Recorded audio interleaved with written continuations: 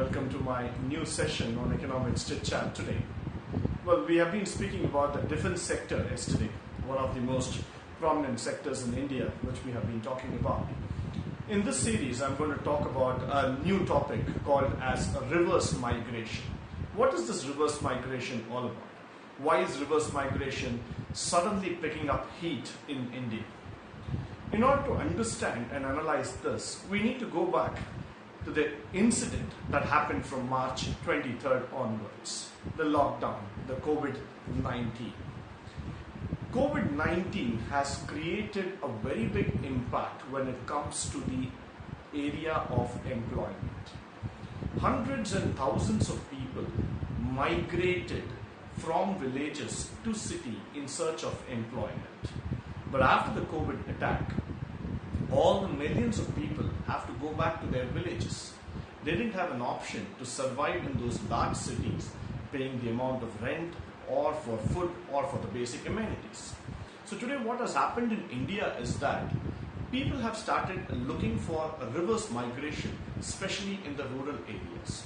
And that rural area is one sector which India has been trying to cautiously avoid in many reasons. Because we have always felt that the rural sector is only a source of agriculture. Rural sector has never been taken into the mainstream development of economics. Now what has happened is that all the people who have been working as unskilled or semi-skilled workers in the urban cities have suddenly started going back to the villages in search of food, in search of water, in search of jobs, in search of a settlement altogether. So now what is happening to the villages in India? They are getting back the population.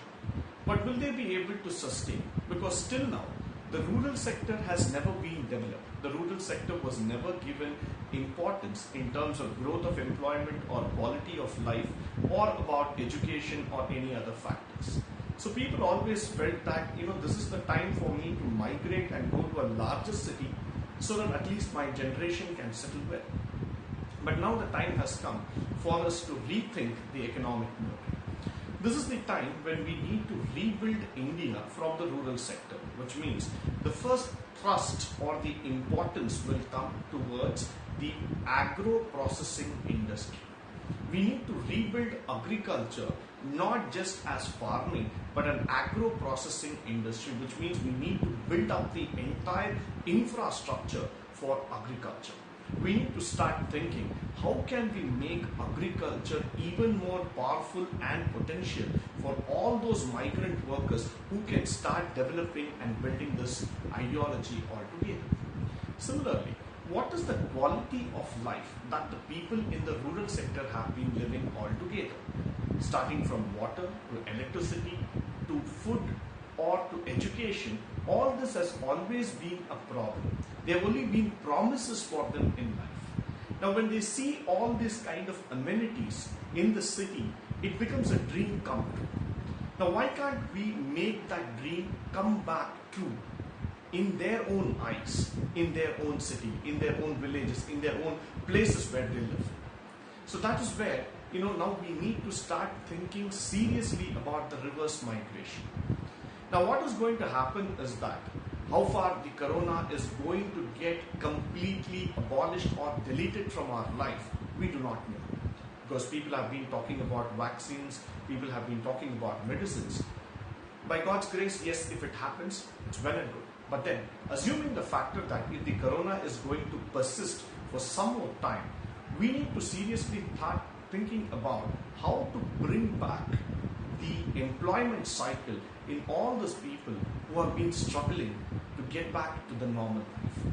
So this is the time for India, when we talk about the Atmanirbhar plan, the developmental economic mode, to go back, start building those rural villages and start improving the quality of life in them. It is not enough that we just come up with a policy and say that every kid must attend school, every person should get a minimum income, or every woman should get some sort of employment benefits. It is more than that. Why? Because we need to start thinking how to improve the skills, how to use the skills what the migrant workers were using in the city to make their livelihood. So this is a time where you recollect the knowledge and start polishing it, start making it even more effective so that you can make your own village the dream, the ideal village in India. This is what, if you see in most of the developed nations, they try to do or they try to understand. And when you look at countries like Sweden, or when you look at countries like Norway, Finland, these are all very small countries when compared to India. Probably if you look into the amount of exposure these people have in terms of manufacturing or in terms of any other high tech, they are not as well versed or they do not have that much of knowledge potential what India has. But still they were able to convert their country as the most livable, most adorable country, because in the developmental cycle, the developmental economic cycle, what they were able to do is that they were able to concentrate on each and every city, each and every district, each and every village of their country, convert them into employment feasible. And that was possible because they first gave importance and priority to agricultural sector.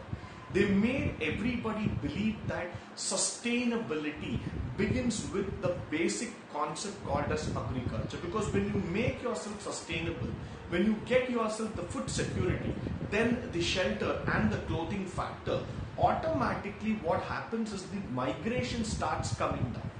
People will not migrate from city and go to urban places in search of food, shelter and clothing.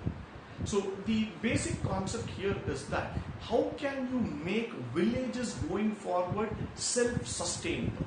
Moment that starts happening, moment that starts coming into picture altogether, the villages will start becoming the most effective place for employment generation. That will become the hub for the migrant workers to get back to normalcy, to get back into the normal trend, the normal walk of life altogether. So my dear friends, this would be the right time for us to start focusing from the developmental aspect, how to build a quality life in the rural sector. So we need to start understanding that if we are going to polish their skills, if we are going to build up a better opportunity in terms of learning, in terms of getting them more practical exposure, every village can become a model village by itself. Every village can start thinking about a better, a cleaner and a greener environment altogether. What we have seen in India is that a rural sector has always been a sector of discrimination, because people who come from the rural sector have always been let down by the factor that they do not know or they do not have the exposure of technology or what's happening around them. So now, if you start looking with the advancement of technology, with the advancement of AI or virtual reality and all those factors coming into play, you could probably start boosting up the infrastructure in village, start them getting more connected, start them getting more involved in each and every activity, and start them giving skills online training.